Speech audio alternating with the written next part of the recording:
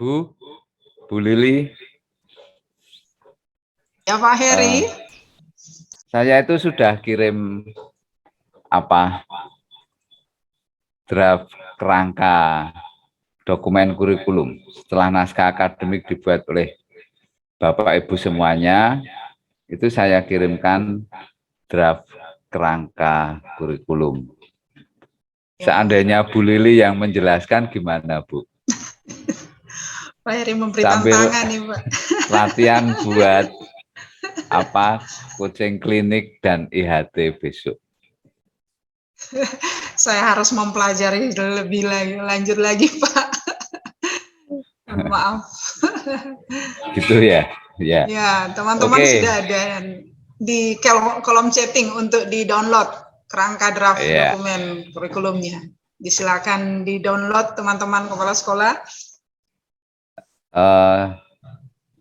Silakan di-download. Kemudian mana ya?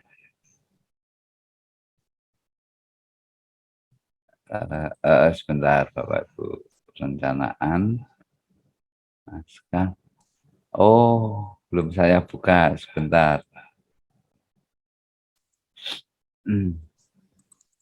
Itu soalnya habis saya tutup terus saya kirim kerangka draft. Ya. Saya sudah download.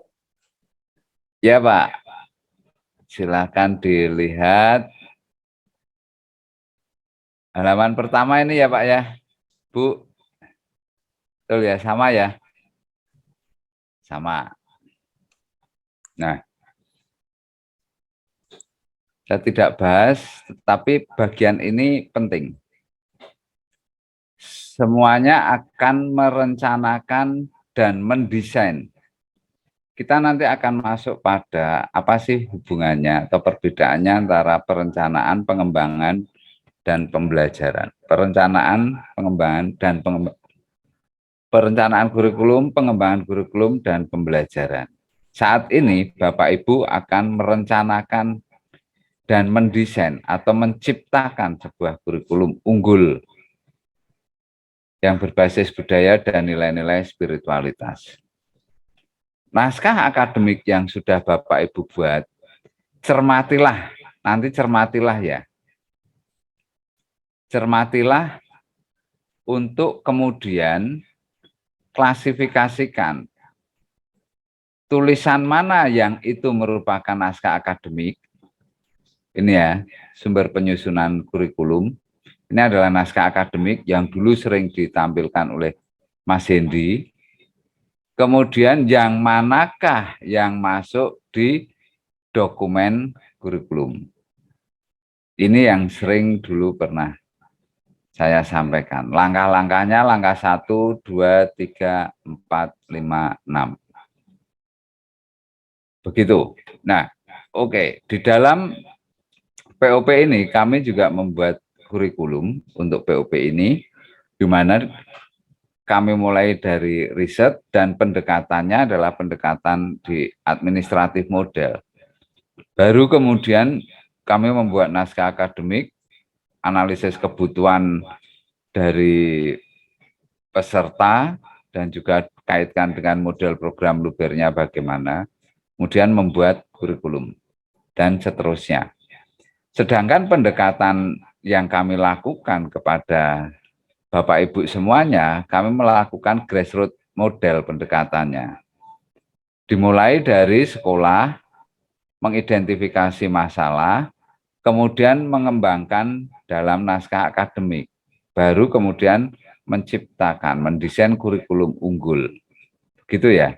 Jadi secara keilmuan ini benar, karena memang ini adalah model salah satu, salah dua model kurikulum. Kemudian bagaimanakah hubungan antara perencanaan kurikulum, pengembangan kurikulum, dan pembelajaran seperti yang saya sampaikan tadi. Di sekolah, Bapak Ibu masuk di dalam ranah teaching learning situation. Di sini ranah pembelajaran ini. Kemudian sekolah melakukan atau membuat KTSP. ini adalah ranah kurikulum development. Sedangkan kita di sini, di POP ini, Bapak Ibu, kita bersama-sama untuk menciptakan sebuah kurikulum yang ranahnya adalah ranah kurikulum planning. Macam ini.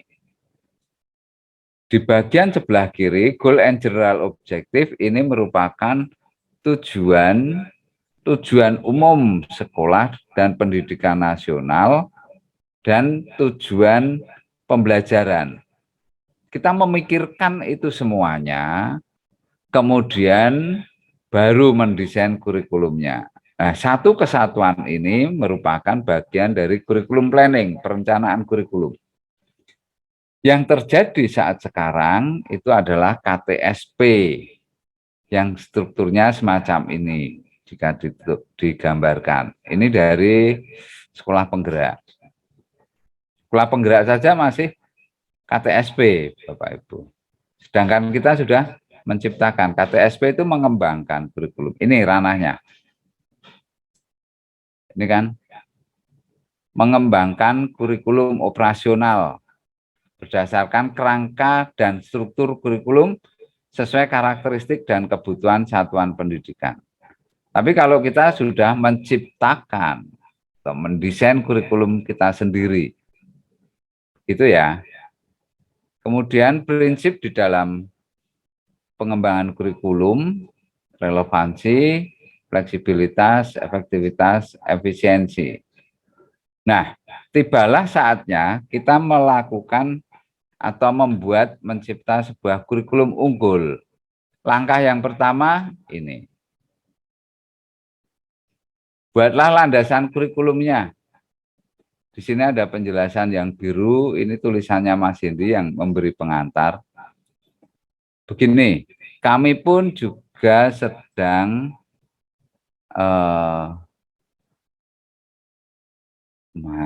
membuat sebuah kurikulum. Sama. Ini. Kurikulum satu jiwa dalam saudara.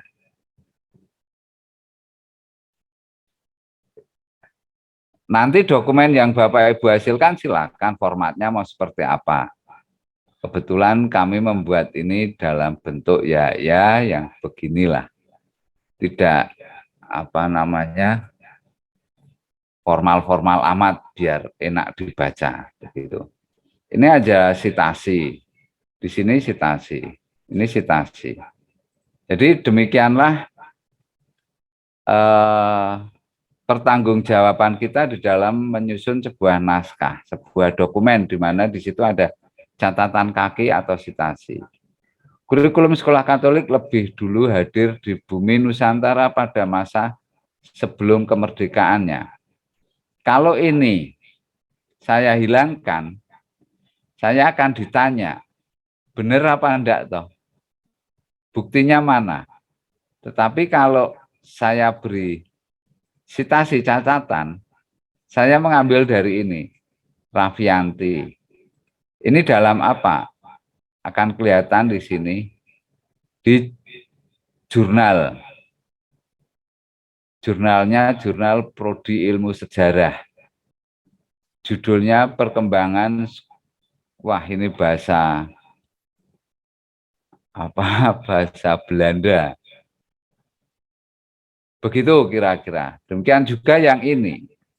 Kedatangan misionaris Eropa ke Indonesia dalam penyebaran agama Katolik memfokuskan diri pada bidang pendidikan, kesehatan, dan sosial sebelum kemudian membangun gereja. Ini kalimat tersebut kalau tidak ada, nah begini, itu artinya ini saya yang nulis, tapi apakah benar? Buktinya mana? Maka, nah begini, ini ada sitasinya. Nah ini dari jurnal Pengembangan Budaya Sekolah Berbasis Katolik. Jurnalnya namanya begitu ya. Nah, daftar isi di kurikulum yang sedang kita ciptakan juga kurikulum Satu Jiwa Dalam Saudara, daftar isinya sama seperti yang diterima oleh Bapak Ibu semuanya. Gitu. Mari kita bersama-sama untuk menciptakan sebuah kurikulum unggul. Gitu. Saya lanjut. Landasan yang pertama, landasan spiritualitas. Ini masuk, kalau di naskah akademik Bapak Ibu sudah ada, sarikan dalam bahasa pendidikan di sekolah Bapak Ibu sebagai landasan spiritualitas.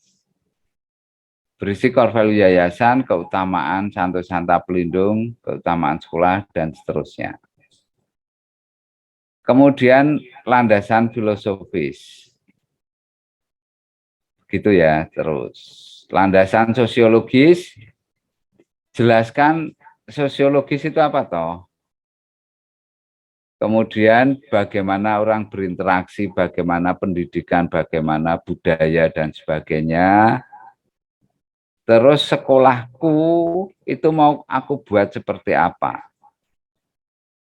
Dalam basis sosiologis budaya yang akan diangkat. Gitu ya, paham ya? Semoga paham. Landasan ipteks untuk menyongsong Indonesia emas nanti ada bonus demografi dan sebagainya dan sebagainya. Bagaimana dengan revolusi 4.0? Kalau di tempat Bapak Ibu semuanya tidak ada fasilitas internet, ya tidak usah membahas landasan ipteks yang berbasis ke jaringan internet. Gitu. Teknologi ke sana. Landasan psikologis, masukkan teori belajar 4 ini, silakan dimasukkan. Gitu. Di modul 8 itu juga sudah saya singgung sedikit, modul tentang kurikulum. Baru kemudian menentukan misi sekolah, misi atau visi sekolah. Misi bukan sekedar rentetan kata-kata indah, melainkan ingatan supaya berani berjerih dan bersusah payah.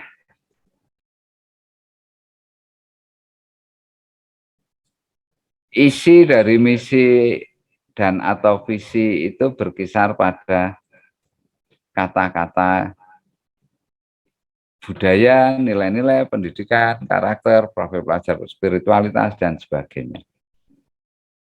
Contohnya misi POP ini yang sering saya sampaikan. Baru kemudian menentukan model kurikulumnya. Oke, kita nanti akan diskusi lebih lanjut di model kurikulumnya. Kita lewati dulu, baru masuk ke tujuan pendidikan. Ada 3 tujuan pendidikan, aims, goals, dan objektif. Aims ini tujuan secara umum yang mau dicapai oleh gereja, oleh bangsa Indonesia. Di 2 itu dijelaskan. Sumbernya juga ditulis, beri catatan kaki atau sitasi. Sitasi itu kutipan. Kemudian tujuan pendidikan sekolah, goalsnya apa, sekolah Bapak Ibu semuanya. Biasanya tercantum dalam visi misi. Tapi jelaskan dulu ya, tujuan pendidikan sekolah itu ini. Di dalam kurikulum ini tujuan pendidikan di sekolah Bapak Ibu apa, itu dijelaskan. Baru tujuan pembelajaran, ini kaitannya dengan nanti di RPP. Itu ya, sampai di sini. Bab kelima, struktur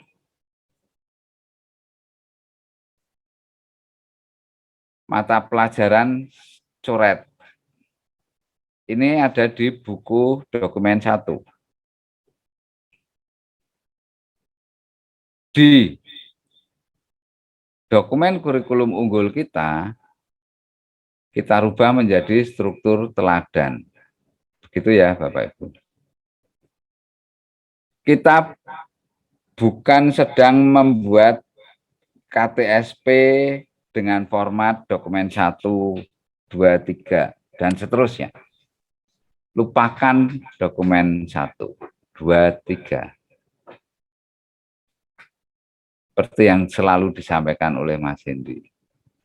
Maka di sini strukturnya struktur teladan. Setelah kurikulum ini jadi, maka gabungkan dengan kurikulum nasional. Ceritanya begitu. Nah, kenapa teladan? Salah satunya filosofi dari Ing Ngarsa Sung Tulodo, Ki Hajar Dewantara.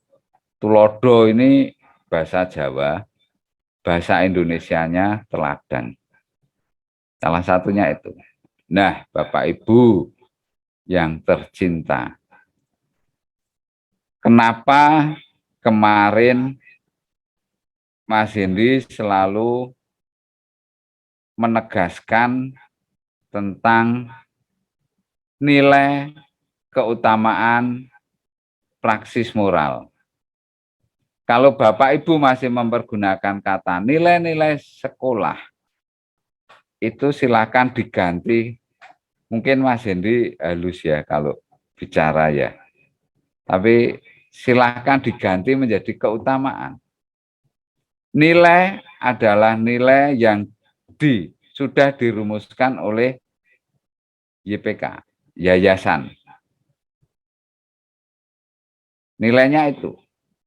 Keutamaannya ini bisa keutamaan Santo, Santa, pelindung sekolah. Atau yang Bapak Ibu sebut nilai sekolah, itu adalah keutamaan sekolah. Kemudian budaya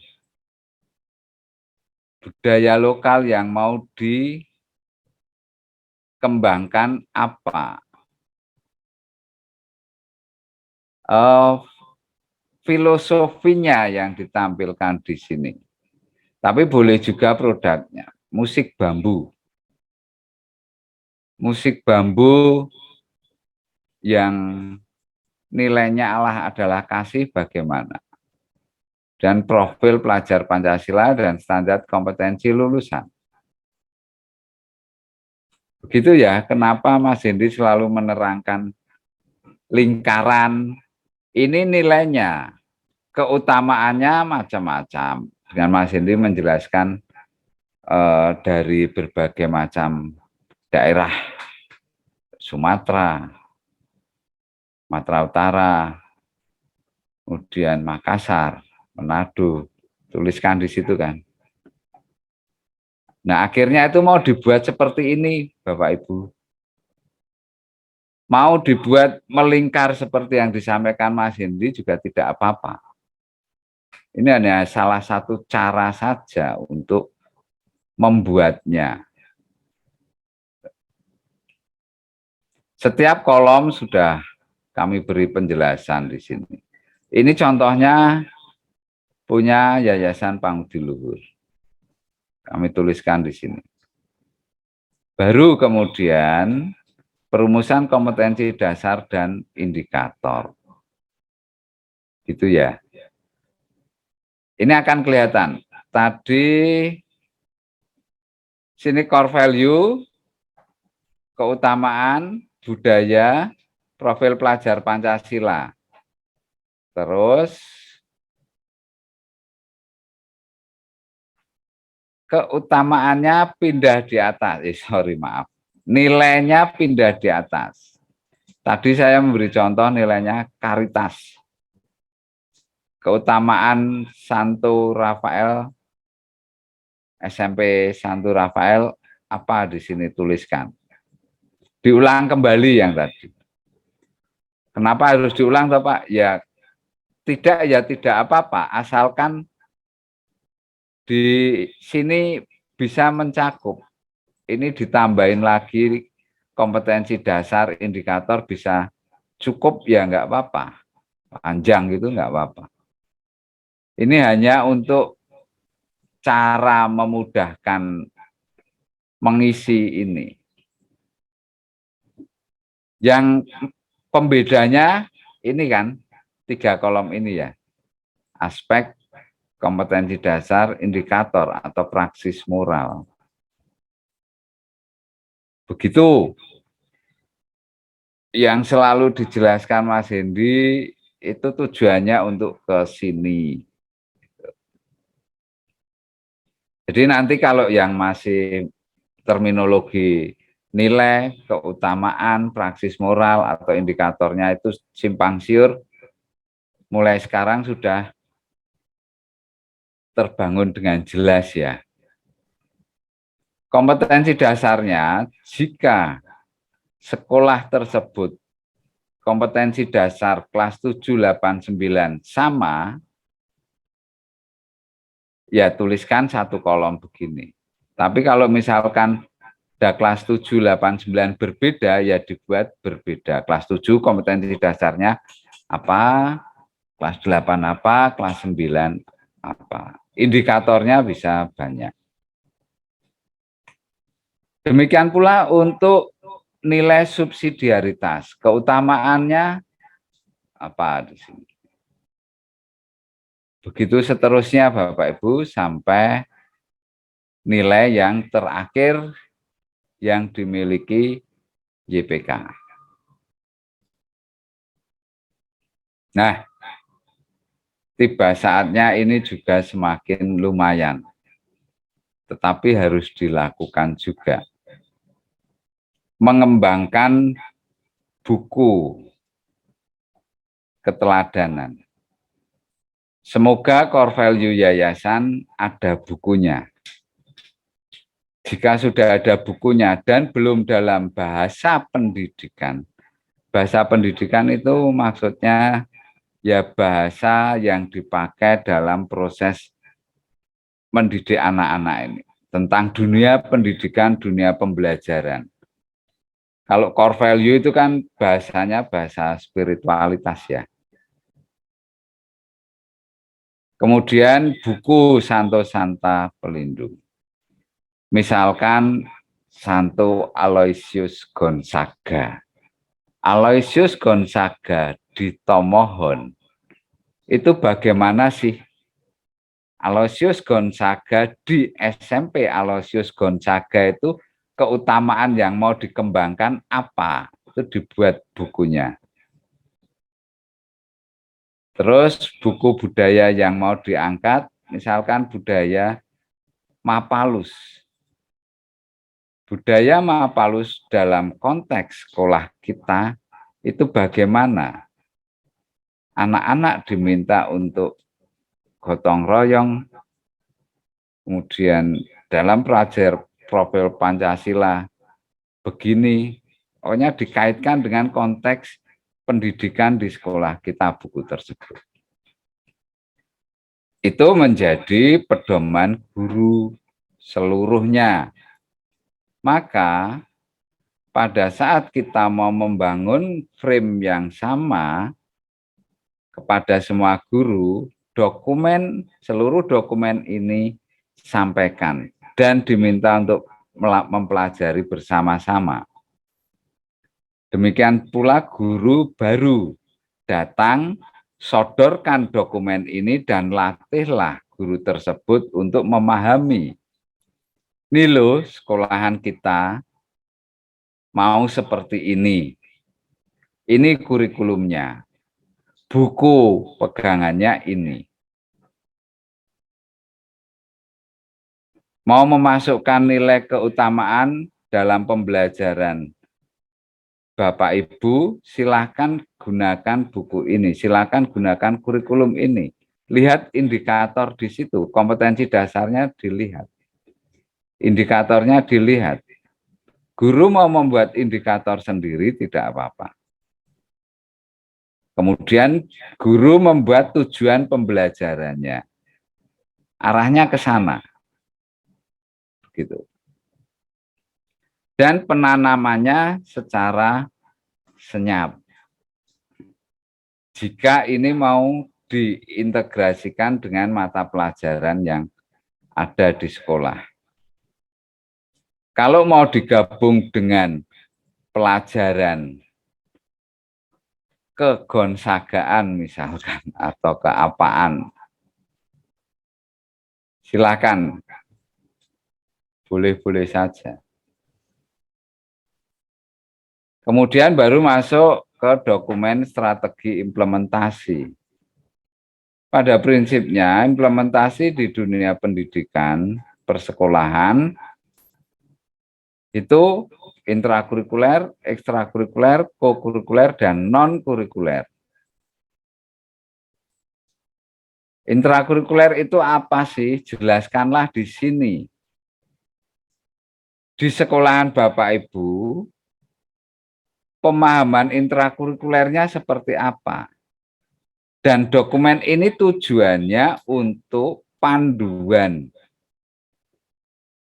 membangun framework yang sama di seluruh ekosistem sekolah. Begitu.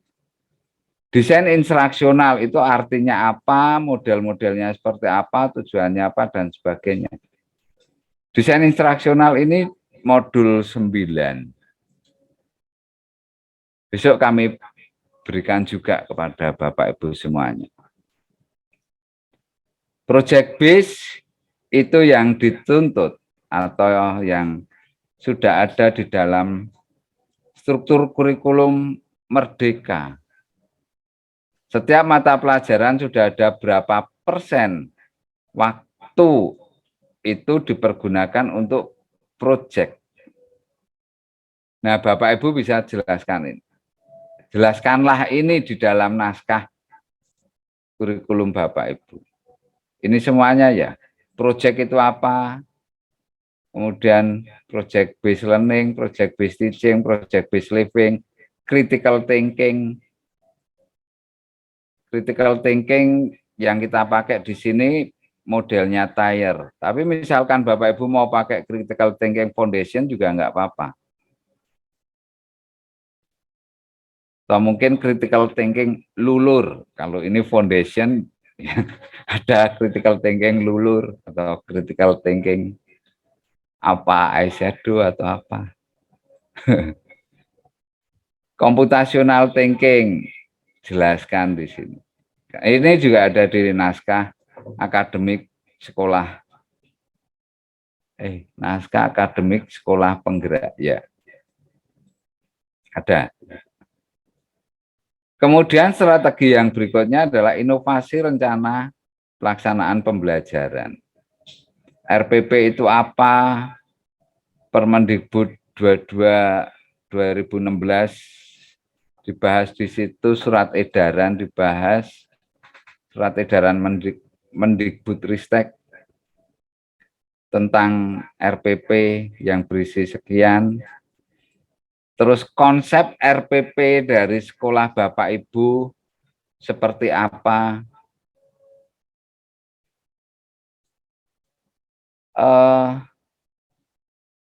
Saya beri contoh ini.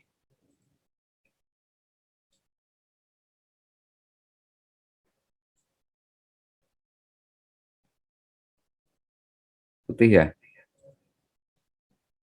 Oh, enggak. Contoh RPP.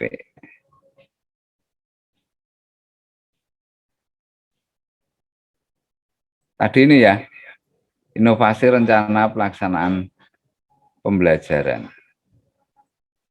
Nah, ini kan contoh RPP. Contoh RPP saya masukkan di lampiran.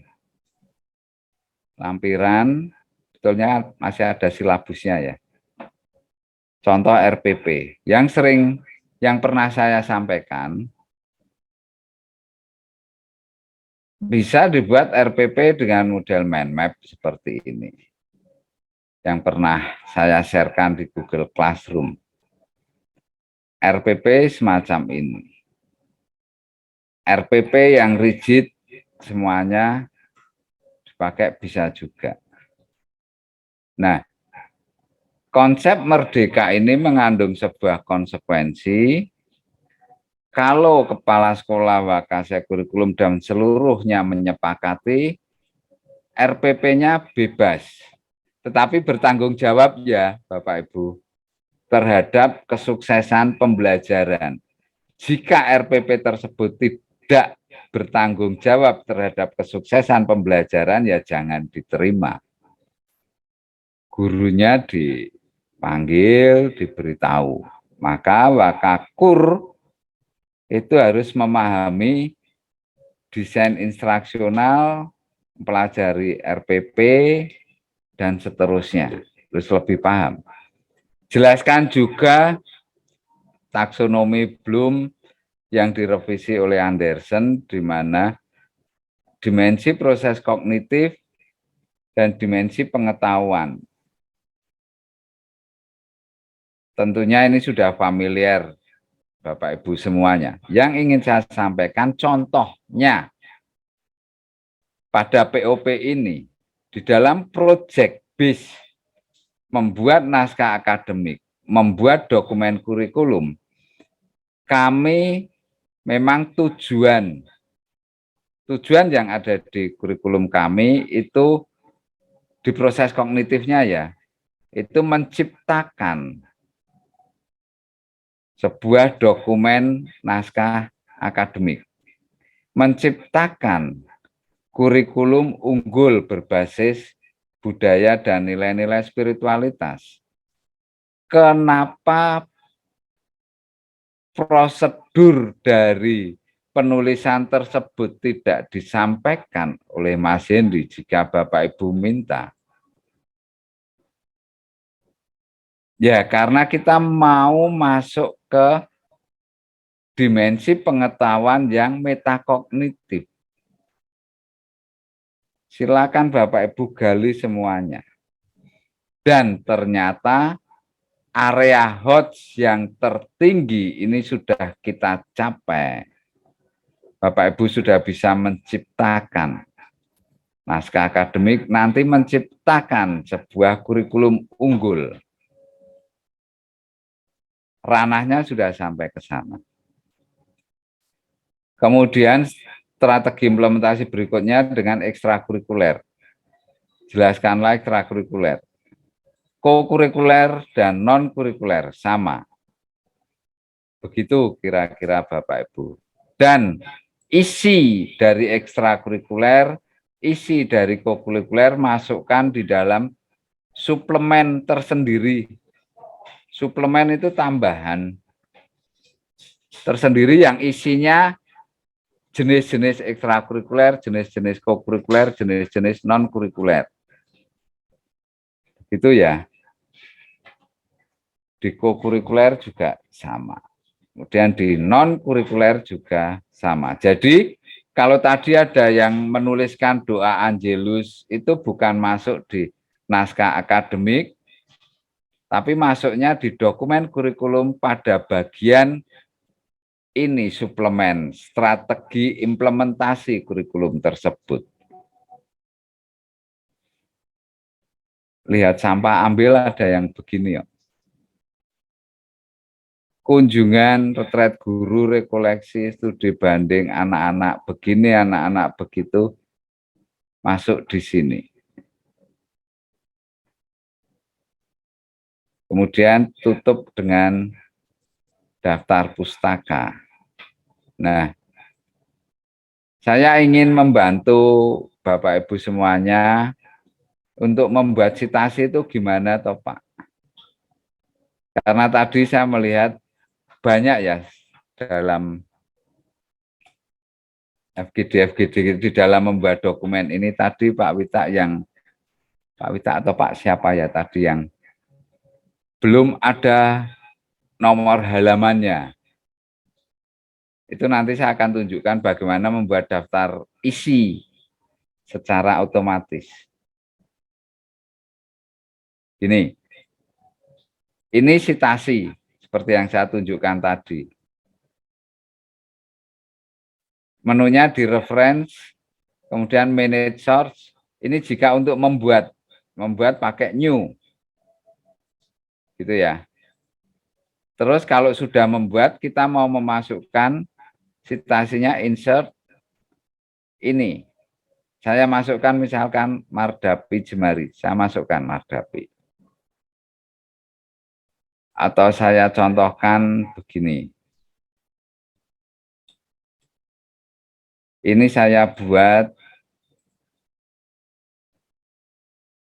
daftar pustaka. Klik bibliografi, klik daftar pustaka.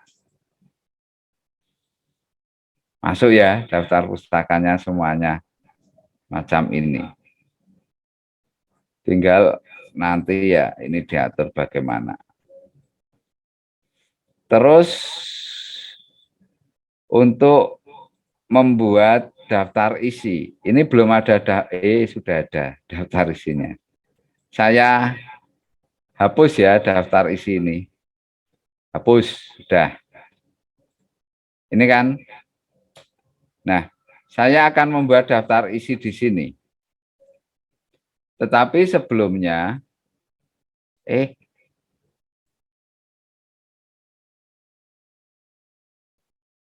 langkah ini mensyaratkan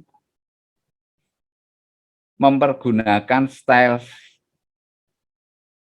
dan heading ini Bapak Ibu. Terus dari menu view, navigation pin ini sangat membantu kita. Tadi ada yang mau masuk bab 3 di scroll. Kalau babnya sampai 50, scrollnya panjang Bapak Ibu. Saya mau masuk di strategi implementasi ya tinggal klik di sini. Project based teaching di sini. Mau masuk di penutup, tinggal pakai navigation pin ini. Mau kembali ke atas ya begini. Lebih atas lagi ini. Kemudian bagaimana daftar isinya? Daftar isi mempergunakan style ini. Gitu ya. Kemudian kalau semuanya sudah tersusun,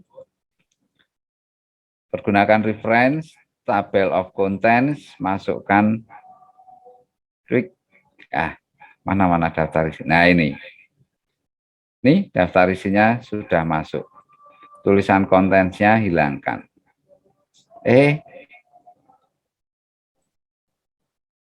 Kalau saya mau masuk ke spiritualitas dari daftar isi ini, saya tekan kontrol, saya klik spiritualitas.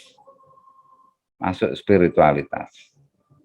Kalau mau ke atas lagi ya ini. Nah, daftar contoh gini. Ini ya daftar isi belum ada di navigation pin ini ya. Saya mempergunakan heading 1 daftar isi. Saya klik. Bapak Ibu perhatikan di ini navigation pin-nya. Heading 1 klik, muncul kan daftar isi. KTSP nasional, klasifikasi, daftar isi ke atas. Mau ke struktur teladan, klik struktur teladan. Tambahan. Begitu Bapak Ibu, agar di dalam membuat dokumen dengan MS Word tidak kita bisa dengan mudah sih untuk membuat itu. Begitu kira-kira Bu Lili perjuangan yang harus dilalui untuk menciptakan sebuah kurikulum unggul. Ada yang mau berdiskusi, mari silahkan, masih ada waktu cukup panjang. Ya, terima kasih banyak Pak Heri. Ya Bu. Ya, berdarah-darah kelihatannya kita ini harus menciptakan, mendesain naskah akademik. Tapi tetap semangat untuk kita semua. Baik, saya beri kesempatan kepada teman-teman kepala sekolah, instruktur sekolah, karena Pak Heri katakan masih cukup waktunya, cukup banyak, marilah kita bertanya, mumpung masih bersama dengan kita para narasumber yang hebat. Karena sepertinya kalau kita melihat naskah kurikulum yang akan kita buat, wow, cukup. Ya, disilakan kepada teman-teman kepala sekolah dan instruktur sekolah jika ingin bertanya kepada para narasumber kita, Brother Warto, mungkin saya memberi dan Mas Hendy. Oh Pak Paulus Wita, mari Pak. Ya. Ya, silakan Pak. Terima kasih atas kesempatan. Yang pertama pertanyaan ke Pak Hendy. dari saya. Tadi dikatakan ada tumpang tindih dari penyusunan naskah akademik dengan naskah kurikulum. Mungkin karena saya, mungkin ada teman lain, tapi saya masukkan juga tentang nilai inti dan juga keutamaan dalam rancangan naskah akademik saya. Itu berarti harus dihilangkan, Pak. Enggak, Pak. Itu yang atas itu betul, tetapi yang di naskah Bapak itu bab 5 ya, Pak? Iya. Bab 5 itu dimasukkan kalau ada ke naskah kurikulum, Bapak. Oh, begitu. Coba Bapak share screen di bab 5, atau tadi saya lihat di bab 5 Bapak. Bab 1 sampai bab 4 itu sudah baik, Pak. Tetapi bab 5 itu kan muatan-muatan kurikulumnya, Bapak. Kurikulum. Betul. Nah, itu saja yang dipindah, Bapak. Oh, itu khusus untuk Pak Witak ya. Iya. Ya, Jadi itu jawabannya, Bapak. Struktur kurikulum dengan muatan kurikulum itu nanti masuk di naskah kurikulum. Ya, tetapi kita akan membuat kurikulum yang berbeda, Bapak. Strukturnya tidak seperti kurikulum KTSP yang Bapak buat. Iya. Ya, ada ini kurikulum tersendiri, Bapak. Kurikulum bukan struktur mata pelajaran itu tadi, tetapi kita mau menanamkan keteladanan kepada siswa-siswi kita dan guru yang harus menginternalisasikan terlebih dahulu. Oleh karena itu saat IHT nanti Bapak bisa mengajak guru-guru untuk berdinamika, in-house training, nanti ada waktu untuk berdinamika bersama guru. Nah, kita bahas secara lebih mendalam itu, Bapak, struktur keteladanan. Dasarnya dari mana? Dasar dari naskah akademik yang Bapak buat dari bab 1 sampai bab 4 itu saja, lalu dibuat kesimpulan, Bapak. Tadi naskahnya sudah baik, sudah jelas, dan strukturnya sudah baik ya, struktur metodologi penulisan, maksud saya. Nanti bab 5-nya saja yang dipindah, dipertajam lagi, bukan struktur mata pelajaran, tetapi struktur keteladanan sama yang dikatakan Pak Heri. Begitu saja, Pak, kalau dalam kasus SMP sekolah Bapak. Itu, Bapak, Santo Mikael Manado. Tadi saya lihat sudah bagus, hanya bab 5 saja yang dipindah. Itu aja, Pak. Yang berikut, tadi Pak Hendi juga katakan bahwa kejujuran dalam hal membuat naskah akademik ini. Jadi saya atau mungkin juga teman-teman kami sharing, ada banyak kekurangan, ternyata itulah kejujuran yang kami alami, realitas. Saya dalam pikiran saya pikir jangan sampai mengecewakan terhadap narasumber, kenapa mengeluh ini, tapi itulah kondisi di lapangan. Ya, karena itu juga yang akan kita benahi loh, Pak. Ketika kita sebagai seorang dokter tidak tahu penyakitnya kan tidak bisa menyembuhkan. Nah, maka kejujuran dalam naskah akademik itu perlu karena kita mau akan bergerak kemana itu. Kalau seolah-olah kurikulum kita yang dulunya mohon maaf copy paste seperti kosmetik gitu ya, kita mendandani sekolah kita secantik mungkin supaya akreditasinya baik. Akan tetapi kan itu tidak sesuai dengan realita, sehingga ya gerak sekolah kita itu enggak berdasar begitu loh, Pak. Jadi dengan program organisasi penggerak kan, ya saya jujur sekolah saya seperti ini, keunggulan-keunggulan seperti ini, tantangan-tantangan ke depan seperti ini. Saya mau bergerak seperti apa, mendesain kurikulum seperti apa, bagaimana. Nah, itu yang kita buat saat ini, saat FGD 1. Terima kasih Prof. Siat, Bapak sudah secara jujur berbasis data memaparkan sisi kontekstualitas sekolah kita masing-masing. Dan itu sangat saya baik, muat dengan analisis SWOT itu, Pak. Memang kondisi seperti itu. Ya, luar biasa, Pak. Dan buku 1 itu tidak memuat analisis SWOT-nya, Pak. Kalau bisa ya analisis SWOT juga yang menimba aspirasi-aspirasi, lalu peluang-peluang kita petakan untuk ke depan. Itu sudah sebenarnya ketika Bapak mengutarakan itu di FGD 1 lalu, kita sudah analisisnya, analisis kekuatan yang SWOT itu, Pak. Opportunities dan lain-lain. Ya, langsung. Ya, sampai resultnya hasilnya seperti apa? Aspirasi hasilnya seperti apa? Begitu? Ya, terima kasih Pak. Ya, Yang profesinya kedua, Bapak. terima kasih. Yang kedua kepada Pak Heri.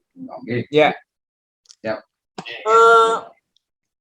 Dijelaskan tentang pembuatan naskah kurikulum. Pertanyaan saya, naskah kurikulum yang dirancang ini memang kita input dari pemerintah punya, campur ataukah bersama dengan yang kurikulum unggul, ataukah memang kekasan dari kurikulum unggul dari program organisasi penggerak? Ya, terima kasih Pak Paulus Wita. Berat untuk saya kan ini pertanyaannya. Iya. Mas Hendy selalu mengatakan bahwa dokumen 1 tutup. Untuk menciptakan, merancang kurikulum unggul ini, jangan libatkan kurikulum nasional. Iya. Kejam ya Pak ya. Biarkan dulu. Bapak bergerak, kita semua bergerak paralel. KTSP silakan dibuat untuk kepentingan dengan Dinas Pendidikan. Sambil kurikulum unggul kita kerjakan. Mata pelajaran bahasa Indonesia, bahasa Inggris, agama, dan sebagainya belum masuk di kurikulum unggul kita, Pak. Gitu ya. Nah, ini nanti setelah dokumen ini jadi, inilah kurikulum unggul sekolah kita. Sudah, ini dokumen kurikulum unggul sekolah kita. Terus nanti ada dokumen kurikulum nasional, baik itu K13, kurikulum merdeka. Baru kemudian ini digabung. Begitu ya Pak ya? Iya. Ini. Nah, terus begini, kami sangat paham bahwa ini pekerjaan yang panjang. Naskah akademik cukup lama kita membuat, kemudian merevisi. Saat ini pun juga masih perlu dipertajam misalkan. Tapi nanti di Google Classroom itu ada diminta untuk mengumpulkan naskah akademik pada tanggal berapa ya? Tanggal berapa ya, Bu? 9 ya? Tanggal 9, Pak. Ya. Kemudian mengumpulkan dokumen kurikulum tanggal 24. Iya. Ya. Itu adalah syarat administratif kita sebagai bagian dari program organisasi penggerak. Kita harus melaporkan ini ke Kementerian dan GTK. Bapak jadi seberapapun tidak apa-apa, dikumpulkan. Tetapi setelah ini dikumpulkan, proses pembuatan ini kan terus berjalan, Pak. Terus diperbaiki. Dibuat terus. Kami sadar bahwa pembuatan ini tidak mungkin 1-2 tahun. Kurikulum ini, Pak. Kurikulum POP ini kami buat 1 tahun. Riset untuk core value, kemudian menentukan kebutuhan sekitar 1 tahun juga. Untuk POP saja 1 tahun kami mengerjakan kurikulumnya, gitu. Apalagi kurikulum untuk sekolah. Dan ini satu hal yang baru buat teman-teman semuanya. Tetapi setelah nanti Bapak Ibu bisa menyelesaikan kurikulum, dokumen kurikulum unggul ini, Bapak Ibu bisa berbangga. Datanglah ke Dinas Pendidikan. Ajak berdiskusi untuk bertukar pikiran bagaimana menciptakan atau mendesain atau merencanakan kurikulum. Tidak hanya sekedar mengembangkan kurikulum, tetapi merencanakan dan mendesain sebuah kurikulum dari mulai nol. Kalau mengembangkan selama ini KTSP kan kurikulum nasionalnya sudah ada, baru sekolah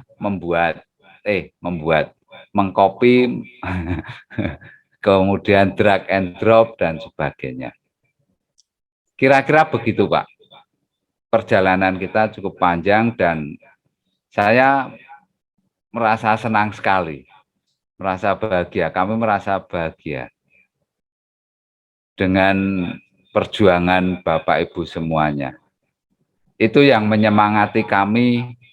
Sehari kami harus FGD 8 jam, 9 jam, 10 jam setiap hari selama 40 hari.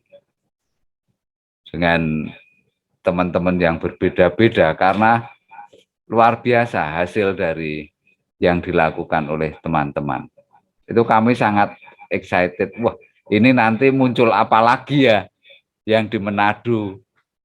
Ini Bu Lili dan teman-temannya nanti akan membuat apa kejutan apa lagi ya. Ternyata kami terkejut, Bu Lili Zoom meeting di Badai di Manado. Itu yang membuat kejutan hari ini dan juga salah satunya Bu. Dari teman-teman semuanya ternyata bisa loh. Ternyata bisa. Sekolah-sekolah diminta untuk mendesain kurikulumnya dari nol, ternyata bisa. Sungguh menyenangkan. Demikian Pak Paulus Wita. Lanjut lagi sedikit Pak. Ya. Mau bertanya, sejauh mana pengakuan dari pemerintah atau dinas pendidikan dengan kurikulum teladan kita punya ini? Ya. Pak, di dokumen naskah akademik sekolah penggerak, saya pernah tampilkan ya, dan saya pernah kirimkan itu ya. Ya Bu Lili, pernah ya? Tentang apa Pak Heri? Naskah akademik sekolah penggerak. Modul 8 Pak ya? Kalau iya ada. Naskah akademik sekolah penggerak. TOP, iya ada ya, Pak. Iya, sama sama naskah kan? Luber ada Pak. Ya, pernah Iya. kami sampaikan dan di situ sudah jelas merdeka Pak. Terus begini sih, kami tahu nanti di daerah pasti akan ada banyak kendala. Ya, begini Pak. Yang kita buat saat ini seperti yang tadi saya sampaikan, kurikulum teladan ini. Bapak membuat KTSP. Ya, sudah KTSP-nya kan jalan terus ini Pak. Ini dibuat dulu. Kurikulum teladan ini jadi, terus kemudian digabung dengan KTSP. Berikan ke dinas. Nah, di KTSP kan kita sudah ngikutin tuh punyanya dinas seperti itu. Kita ikuti, tapi kan kita beri tambahan-tambahan punya kita sendiri. Dinasnya seneng, kita juga aman. Begitu Pak. Nanti kalau kesulitan ya naskah akademik sekolah penggerak dan merdeka belajar itu di-print, kemudian kita berdiskusi bersama dengan dinas. Begitu Pak. Ya. Di Ketapang, Kalimantan, kemarin Buder Thomas Teva itu juga bertemu dengan dinas. Mereka meminta SMP Albertus Ketapang untuk menjadi sekolah, mengimbaskan apa yang didapat dari POP ini ke sekolah-sekolah sekitar. Demikian juga di SMP Asisi Pematang Siantar. Kabid Pendidikan dan kasih kurikulumnya datang ke sekolah, belajar Pak. Belajar membuat kurikulum yang sedang kita pelajari bersama ini. Belajar tentang POP ini, dan SMP Asisi Tomok juga diminta untuk, Siantar diminta untuk mengimbaskan ke sekolah-sekolah sekitar Siantar. Luar biasa Pak imbasnya, dan apa yang sedang kita kerjakan ini kelihatannya berat ya, tetapi esensial sekali. Pasti nanti ini kalau jadi menjadi pondasi yang sangat kuat di sekolah-sekolah kita, Pak. Tidak mudah dirubuhkan oleh angin dan badai di Manado hari ini. Demikian Pak Paulus Wita. Terima kasih banyak atas penjelasan. Ya Pak, sama-sama. Boleh nama Pak Eri? Boleh, Buder, silakan. Ya, Bu Lili sama Pak Paulus Wita dan teman-teman. Ya. Saya hanya akan menambahkan sedikit terkait dengan program organisasi penggerak. Program organisasi penggerak itu kan programnya pemerintah yang melaksanakan kita-kita ini.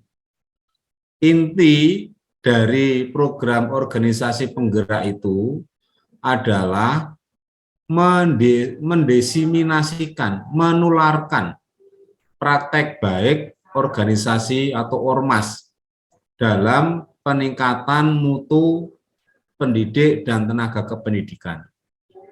Dalam hal ini, Pangudi Luhur sebagai ormas yang dulu mengajukan proposal ke Dirjen GTK terkait peningkatan tenaga pendidik dan kependidikan itu, proposalnya sudah disetujui, Pak. Jadi kegiatan ini adalah sah. Kegiatan ini kegiatan pemerintah yang dilaksanakan oleh kita-kita ini yang diketuai oleh Pangudi Luhur. Jadi dasar hukumnya kuat. Apa yang kita peroleh adalah program pemerintah. Itu ya, kurikulum yang kita buat ini. Kemudian saya share juga bagaimana di Kota Medan juga sudah bergerak menyampaikan terkait pendidikan berbasis karakter ini. Yang kelompok tadi pagi sudah saya share, ini dari SMP Santo Thomas 4 Kota Medan. Mereka membranding sekolah, membangun sekolah dengan, kalau Pak Hendi tadi menyebutkan sekolah itu alma mater ibu kita, mempribadi. Jadi karakter pribadi ibu kita ini akan dibangun seperti apa. Nah ini saya berikan contoh, tapi agak susah dibaca karena kecil pasti ya. Tapi saya hanya beri contoh.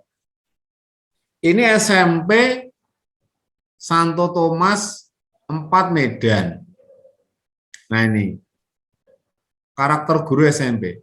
Dia menyebutnya, membangunnya adalah manajemen sekolah berbasis budaya Batak. Jadi ibu sekolah alma mater yang disampaikan Pak Endi, sekolah kita itu ibu, seorang ibu itu punya karakter, seorang ibu itu punya peranan besar di dalam mendidik atau pendidikan karakter bagi anak-anaknya. Dari banyak survei, yang paling berpengaruh terhadap karakter anak adalah ibu.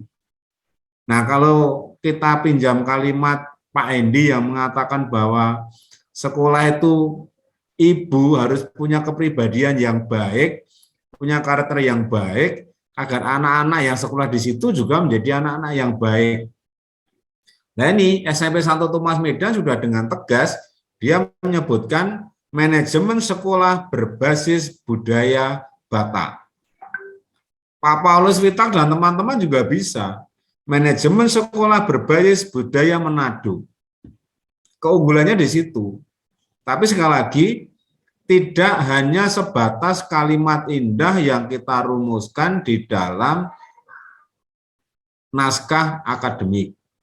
Tapi kalimat indah yang ada di naskah akademik tadi harus kita konkretkan di dalam kurikulum yang tadi Pak Heri sudah jelaskan kegiatan ekstranya apa yang akan kita bangun menjadi keunggulan kita, kegiatan intranya apa, itu pilihan politik itu untuk tata kelola sekolah. Tadi saya sudah menceritakan, sudah berkomentar terkait pengalaman saya. Pahami karakteristik anak, ekonomi anak, pekerjaan orang tua. Di Kuntilanak kan itu. Budaya itu akan mempengaruhi pilihan cara hidup. Nah, pilihlah kegiatan ekstra yang memang menjawab anak-anak. Karena kondisi anak-anak kita dari keluarga yang tadi sudah diceritakan, mungkin akan lebih taktis, efektif, efisien, menjadi daya tarik. Kalau sambil sekolah, anak dan orang tua menikmati dampak dari sekolah itu punya manfaat dalam hidupnya. Itu mungkin lebih tepat seperti itu. Buatlah 25% sekolah kita, walaupun kita itu masih SMP, 25% sekolah kita itu sekolah vokasi, sekolah SMK. Coba ciptakan itu. Dugaan saya dengan cara seperti itu akan lebih laku. Kalau sekolah lain tuh menawarkan gratis, kita menawarkan life skill, keterampilan, kecakapan hidup. 25% sampai 30% sekolah kita banyak menanamkan keterampilan-keterampilan ini. Dicoba saja, uji coba. Begitu ya Pak Wicak ya. Jadi semangat Pak, program kita ini program pemerintah ya, lewat kita ini. Terima kasih. Terima kasih, Bro Del.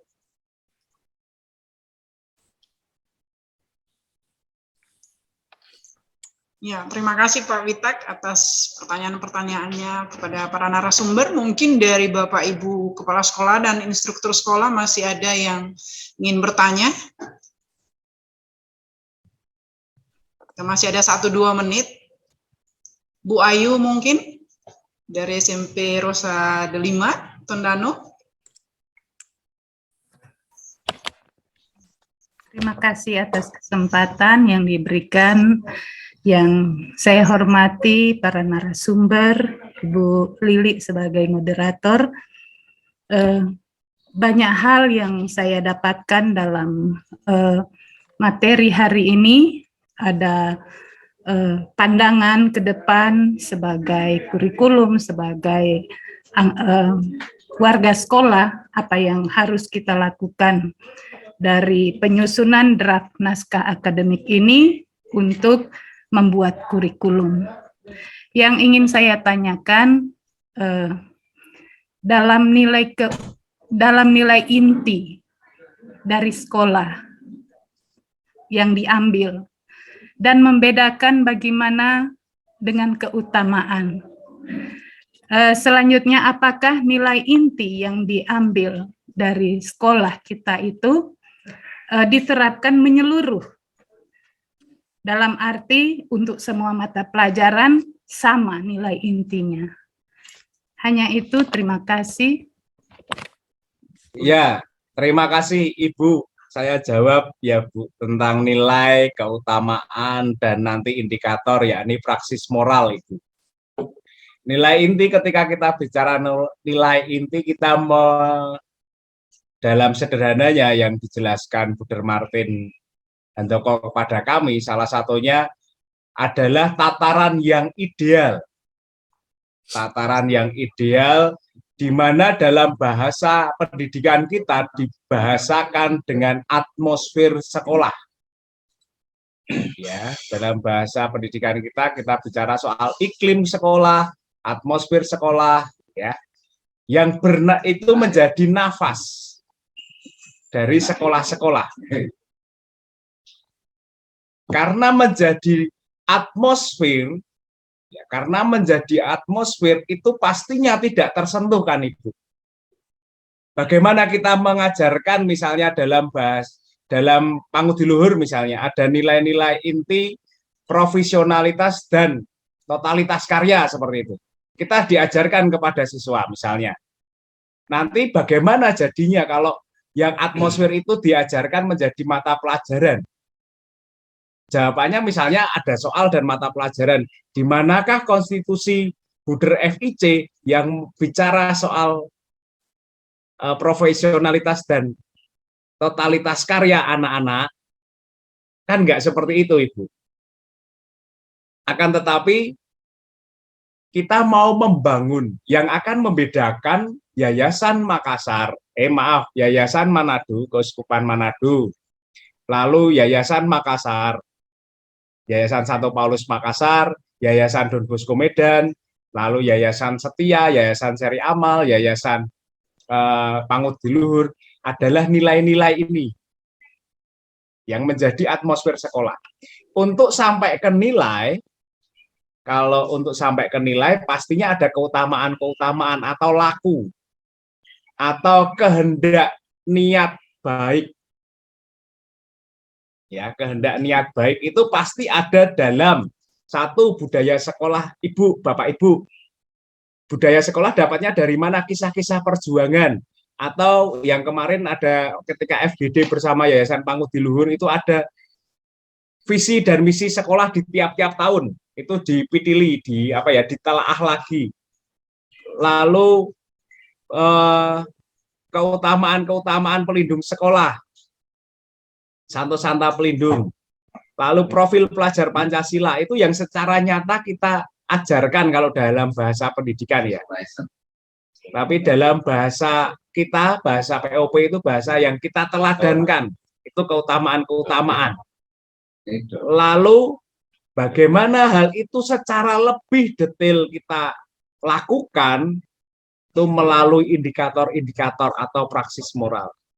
Jadi ada kaitan nilai inti, keutamaan, dan indikator-indikator itu bisa kita pilah, tetapi tidak terpisah. Wah, romantis ya, Bu. Bisa kita pilah, tetapi tidak bisa terpisah. Oke, karena indikator ini, misalnya saya melakukan ini itu alasannya apa sih? Oh, alasannya penggerak motivasi utamanya adalah keutamaan. Keutamaan itu untuk apa? Untuk sampai ke tujuan. Tujuannya apa? Nilai-nilai tadi. Kasih, subsidiaritas, dan solidaritas. Begitu Ibu dalam struktur keteladanan ini. Terima kasih. Ya. Semakin jelas ya Ibu. Iya, terima kasih. Ya, terima kasih. Ya, baik. Masih adakah dari sekolah lainnya ingin bertanya?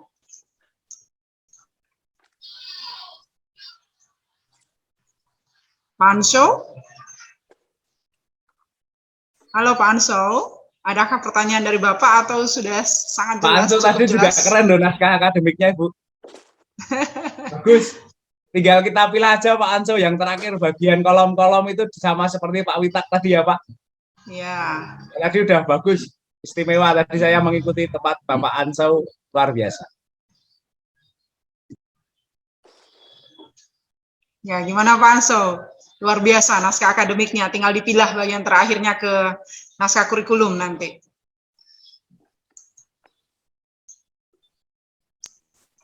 Cukup Bu, kalau nggak ada yang bertanya. Ya, baik. Baiklah, jika sudah tidak ada yang ingin bertanya atau berdiskusi dengan para narasumber kita akan menutup kegiatan FGD 2 tahap 1 ini. Tentunya ucapan banyak terima kasih kepada para narasumber, Ruderwarto, Pak Heri, dan Mas Hendi atas materi-materi yang sudah disampaikan, pengetahuan yang sudah dibagikan kepada kami semua untuk memperkuat naskah akademik kita sebagai landasan awal membuat naskah kurikulum. Untuk teman-teman kepala sekolah dan para instruktur, kita tetap semangat apapun yang terjadi, kondisi alam maupun keadaan situasi yang menghalang, tetap kita semangat untuk maju, menghasilkan satu naskah akademik unggul tingkat satuan pendidikan sekolah kita. Untuk itu terima kasih banyak kepada kita semua, tetap semangat, salam sehat untuk kita semua, dikembalikan kepada MC.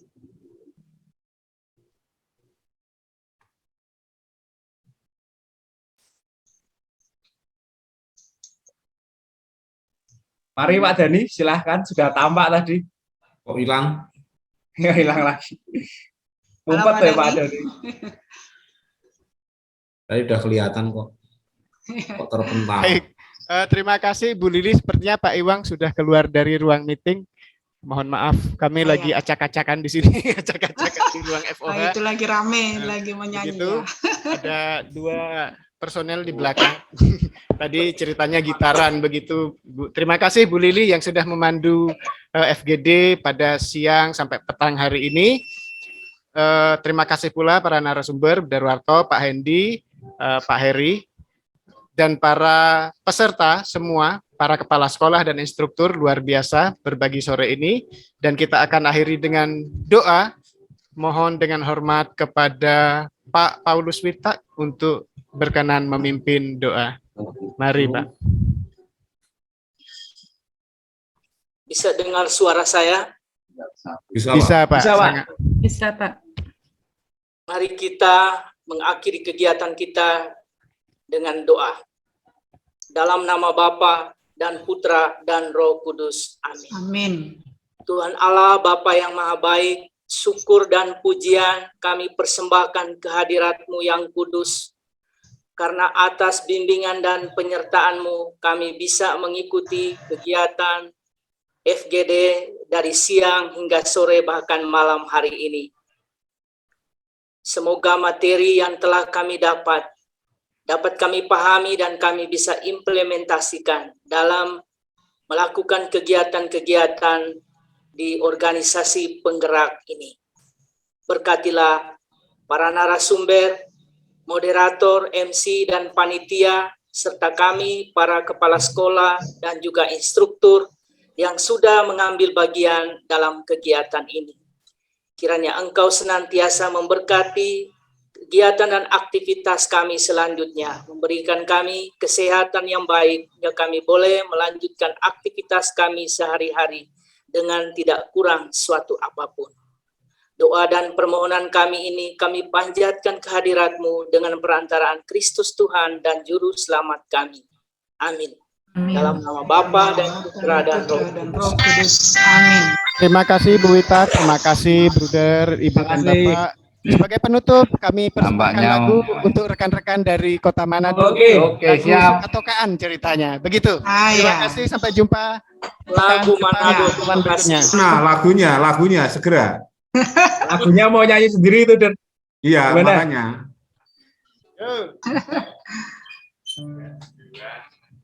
Sayang, sifat tunggaan, tunggaan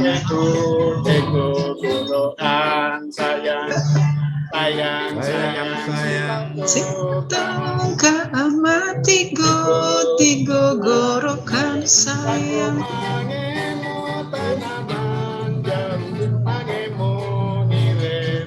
Spesialis ngamen ini.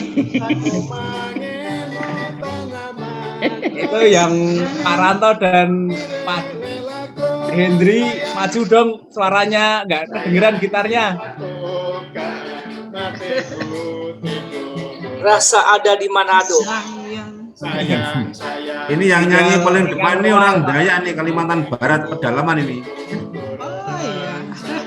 Ya, kerja di Semarang, jadi dulu di Semarang. Mohon tanah mangemo laklako sayang sako mangemo antana jauh mangemo laklako sayang. Terima kasih persembahan kami yang sangat sederhana. Sampai jumpa pertemuan selanjutnya. Terima kasih. Terima kasih. Tolong disawer dong. Saweran. Persembahan amburadul kami. Ya. Disawer. Terima kasih, saya ketemu. Ya, terima kasih. Mohon kami. Pak Wita, Ya, selamat luar biasa. malam. Pak Anso, Bu Ayu. Ya, terima kasih banyak.